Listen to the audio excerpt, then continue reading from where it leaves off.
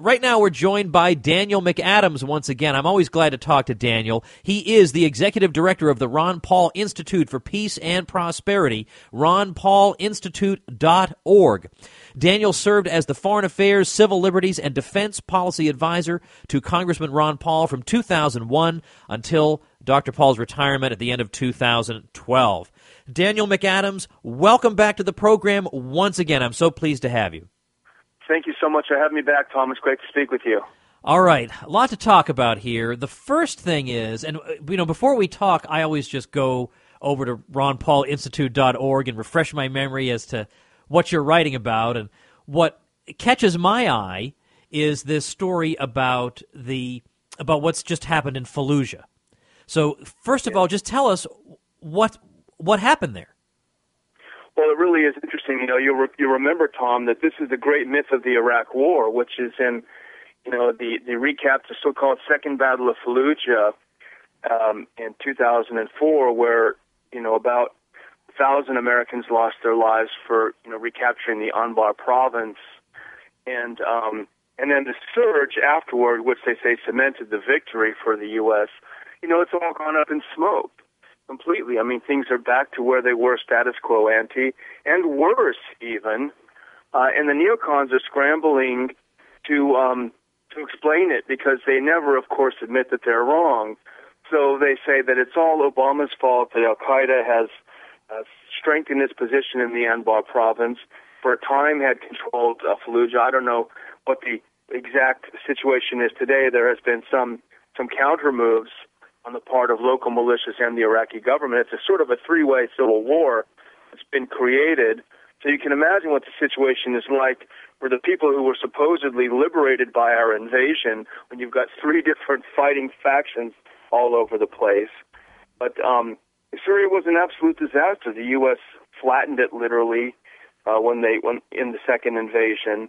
And they, of course, there are reports of using this white phosphorus and cluster bombs and all sorts of horrific things. And we've seen certainly a lot of, at the very least, anecdotal reports about serious birth defects that have subsequently been discovered there. So the Fallujah myth, I think, is blown up with the resumption of Al-Qaeda-like activities, in the town and certainly in the whole region. Now, it's a bit rich for them to claim that Obama is to blame for the presence of al-Qaeda in anywhere in Iraq, when, of course, the natural question we ought to be asking is, what presence did they have in Iraq at all before the year 2003? I mean, is that just a rhetorical question? Exactly. They're the ones to blame for this entire disaster. Of course, they never take blame.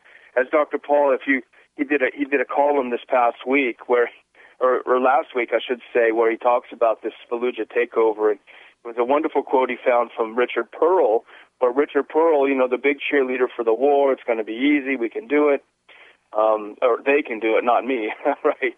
But he was asked in early 2013, it's kind of the old Madeleine Albright question, considering everything that's happened, do you think it was worth it?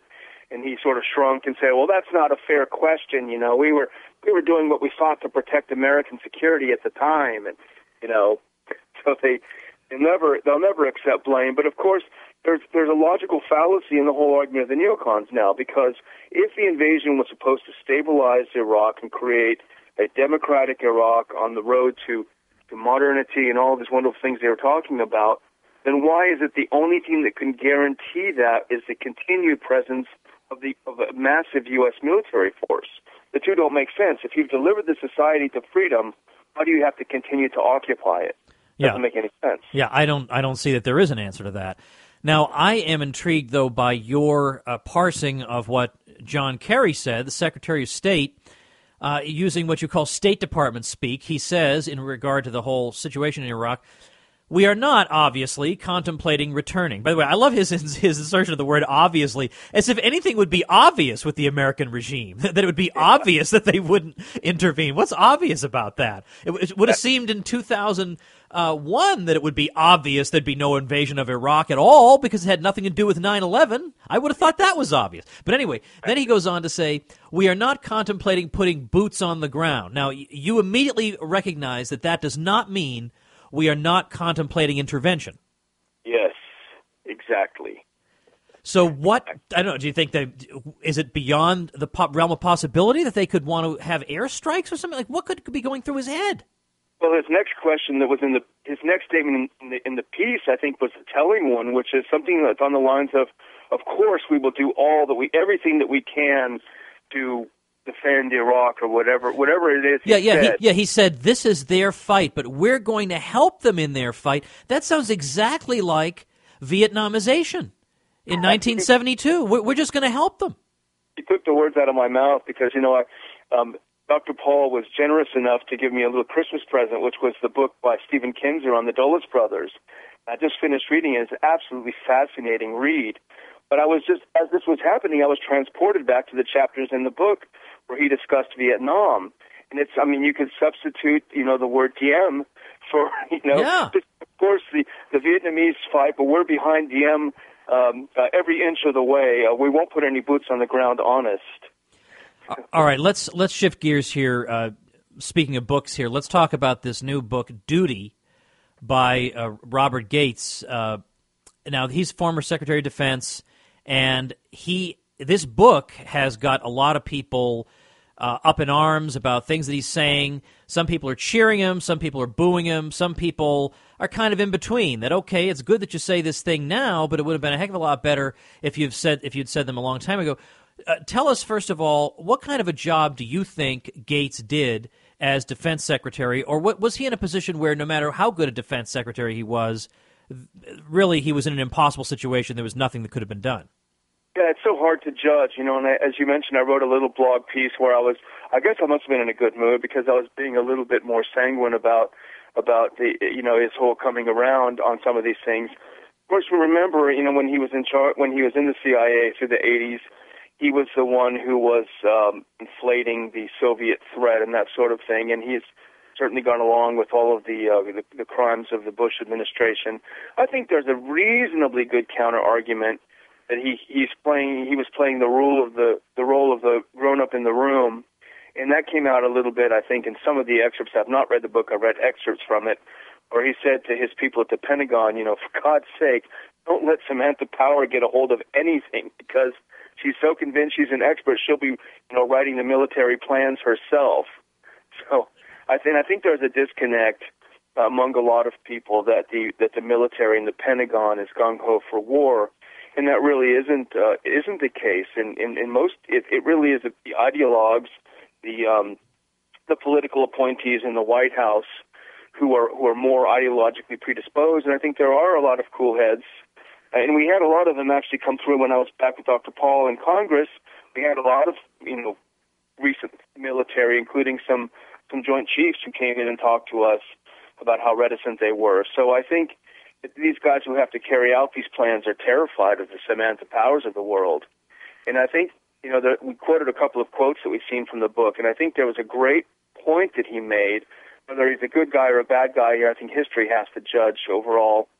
But he does make this great point about how, on the left you have the responsibility to protect the crowd who wants to intervene, and on the right you have the U.S. leadership crowd who wants to intervene. So it really, that in itself, that sentence captures, what's really wrong with our foreign policy. Yeah, because it doesn't matter to me what the justification is if the policy that results from it is the same. Yeah, and incidentally, a lot of times we talk about realists and idealists in foreign policy because some of the neocons, Daniel, they're just such idealists at heart. Their hearts are just burning with love for free societies around the world. And so they have idealism. And so sometimes, maybe they stumble in trying to bring democracy around the world, but they're just idealistic. Whereas then we have the more hard-nosed realists who say, we don't need democracy. We got to just level the place. To me, this is supposed to be the big divergence, the big difference we have out there in foreign policy, but both of them lead to war. So what? Yeah. Who cares about that difference? And after the war is even worse. The aftermath. I noticed a piece last week. If you remember, when it was clear that the military venture in Afghanistan was going south very, very quickly, you remember that the right U.S. leadership people started falling in behind the left responsibility to help women in Afghanistan people. And, Hillary Clinton was herself on the Hill when she was Secretary of State many times before the Foreign Affairs Committee, going on about the glories of helping Afghan women. This is all about helping Afghan girls get to school. Of course. So a report that came out last week, that in the past year there's been a 25% increase in brutal attacks on women in Afghanistan. So, of course, the neocons would say, well, that's because we've stopped occupying it. But the fact of the matter is our occupation of the country was supposed to transform it, and it obviously has had the opposite effect. Daniel, I want to talk about an op-ed that appeared last Friday in the Washington Post by Robert Menendez, and it had to do with the subject of sanctions on Iran. And maybe you can tell us what's being argued in there and what's wrong with that piece. Sure. It's an argument in favor of the bill that he introduced with Senator Kirk, the Nuclear Weapons-Free Iran Act. And what it really should be is the Let's Scuttle Diplomacy and Go to War Act, because it's sold, and it's so, as you said earlier, it's just so disgusting. He said, the American public supports diplomacy, and so do I. And that's why he introduces this bill that would put yet another round of sanctions on Iran this is the thing. This is what they're doing. Cantor and the House is doing the same thing. There was a 6-month interim agreement between the U.S. and Iran, and it basically was testing the ground, testing the waters, building some confidence. Iran said, "Okay, guys, we'll give up some of this." The U.S. said, "Okay, we'll give you some of your money back." And it's just a way of testing the ground. But immediately, Congress felt itself so wrong-footed by the opening of diplomacy. Of course, the Saudi and Israeli lobbies went absolutely nuts, as you can imagine, on the Hill. And so this is a sort of the Empire Strikes Back. And what they want to do is treat this 6-month interim agreement as if it were a set-in-stone legal commitment by the Iranian government to do X, Y, and Z. You cannot enrich past 5%. You cannot start the heavy water reactor in Arak. You cannot do these things. Otherwise, the sanctions and worse will come to fore. And when it does, it just sends Iran away from the negotiating table. It was just there was a temporary lull in the negotiation, a temporary break in the negotiations when the U.S. Increased the number of companies that were forbidden from doing business with Iran. It's just a show of bad faith at a very delicate time. And so it's and the other thing this bill is, and I think it's a backdoor to war, because as Menendez says late in the op-ed, so very sneaky, he says, this is not a march to war as some of the critics have suggested. The legislation does not explicitly authorize the use of force. But then he goes on, you just have to sort of put two and two together with these people. Although it does restate this resolution supporting our commitment to Israel should Israel be forced to defend itself against Iran, i.e. attack Iran. So basically, it's a backdoor because it reaffirms that the U.S. will go to war if Israel finds itself tangled up with Iran. But if you look at what the neocons are doing, William Crystal earlier in the month wrote this horrible article saying, okay, Israel, the Americans are too wimpy to do this. You've got to go in and do it. Come on, go ahead and attack. So the neocons are trying to get this guarantee for Israel and then send Israel off to war and no doubt mayhem through the region. So it's so disingenuous, and I could go on about this, but Congress is not out of this game yet. But on the other hand, it seems to me that if even under George W. Bush they couldn't get their war against Iran, I mean, maybe this horse has left the stable. I mean, maybe there's no traction behind it. But I say that, and of course there was no traction behind a war on Iraq either. That didn't stop them, I suppose. Sure, and Menendez starts his article with a bunch of really scary-sounding facts, like they have 19,000 centrifuges. What does that mean? It sounds terrifying. I'm not an expert. I don't know what it means. But that would be like saying, hey, Tom Woods has got 28 guns. They've never been shown to have diverted enriched uranium from peaceful to non-peaceful means. They've not been shown. Woods has not been shown to take those guns out and shoot people at random. So therefore, what is the point? It's scary. It sounds scary. They fired a rocket into space, showing that they're developing space technology. Just all of these scary things that are put down to frighten people. And so I think they do have the power of propaganda that they've developed over decades. So I think, you may be right. I think they're down but not out, though. So what else are you guys following over at the Ron Paul Institute these days? It seems to me that foreign policy has taken such a back burner, really. The Syria thing, they just couldn't drum up any popular support for it. And normally they would just go ahead and do it anyway, but for whatever reason they decided they wouldn't. But other than that, people just don't seem that interested. Is it? I mean, do you think that it's as relevant and important as ever, but people are just more focused on the economy now, but the neocons are still sort of scheming in the background? What's going on? Like, what are the real flashpoints that we should be keeping an eye on at a time like this? Well, I think you're right, and the whole Obamacare debate has really gotten people's attention. So they have they've generally shied away a bit from it. But the strange thing is, look, this past couple of weeks, the big story, as we discussed in the beginning, was Al-Qaeda taking over in Iraq. The U.S. is having a conniption about it. But the same Al-Qaeda, the ISIS and other groups, the same Al-Qaeda is operating in Syria with impunity, and not only impunity, with U.S. assistance.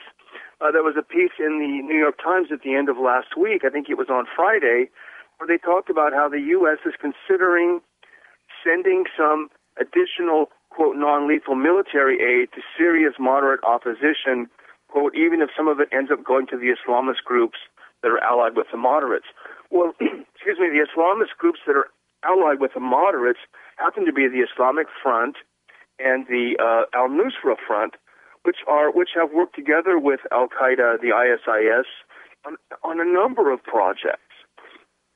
So it's just really bizarre land when you have the U.S. up in arms about Al-Qaeda taking over parts of Anbar province, and these same groups that are allied with Al-Qaeda are going to continue receiving U.S. aid in Syria. Is that insane or what? Well, I also feel like I can't let you go without talking about something on the domestic front, which seems equally insane. And this is this Walter Pincus, who's who's from the Washington Post, and he seems to be impatient with people who are upset about the NSA. And so now he says, if there's another terrorist attack, today's complainers may be as much at fault as the intelligence community, which nonetheless will get most of the criticism. So if you're a complainer about this secret program that, as Judge Napolitano says, is gathering information in a dragnet fashion, so this is more than we were aware of just from the disclosures from the New York Times years ago, then probably it's really your fault if there's a terrorist attack. Where's the evidence that they've stopped any? Is there any evidence that they've stopped any plans that didn't actually consist of FBI informants undercover anyway? Yeah, they've conceded that it's not on its own been responsible for stopping any terrorist attack whatsoever. But what Pincus, what he wrote, really coincides with the second federal judge's decision on the NSA mass spying, which is that they've got to collect it all. They've got to go big. This whole thing only works if they collect everything. And so that's what Pincus is supporting in this. And he said, any limits on the NSA's ability to collect it all, almost begs for another attack. So shut up or you'll be responsible. Yeah. I mean, it really, at some point, it's like what they're trying to do with the airports and everything else. If somebody wants to engage in really terrible mischief, they'll figure out a way to do it. So if you're gonna be groping people, whatever, they can set off the bomb at the ticket counter. They can set off the bomb on the side of the road. I mean, unless you're going to turn the entire society into a prison, there really isn't any way to get rid of every conceivable source of risk. And even as we try to do it, we can still imagine a terrorist who comes up with something else. And meanwhile, all we've done is spy on our people and turn the society into a police state. Sure, it's sort of the domestic equivalent of the preemptive war. The neocons cry that we've got to take out anyone who might be a threat in the future. And what does it do? It just creates more threats. Who knows what will happen in the U.S. under increased pressure on our civil liberties? People will start to crack. I think that is a given. So they almost becomes a self-fulfilling prophecy. Yeah, and of course we're supposed to discount the possibility that just maybe some of this information that's gathered might be used to blackmail influential congressmen or whatever. No, how could you possibly be so cynical as to propose something like that? But when you look at people who are such sociopaths in Washington, like worse than at any time in my life, how could you put something as mundane as the use of intelligence for blackmailing purposes past them? Sure. I mean, bring it back up again, but it all goes back to this amazing 50s, and this was the birth of the intelligence network in the U.S., the CIA and the NSA, and that's precisely what they did. And we only know now because it's come out, because it's been so many years past. But what will happen when the history of our era is written, and how much more sophisticated and we know a little bit from some of these leaks that we've seen, but it really had its beginnings in the 50s, and God knows how much they've increased it these days. Well, Daniel, I'm going to let you go, but I sure appreciate you stopping by. We need your updates once or twice a month to keep us focused on what's going on. We got so much to be worried about here at home that we can easily be distracted from what's going on overseas, and we appreciate the indispensable role that you and the Ron Paul Institute are playing. So thanks again. Thank you so much, Tom.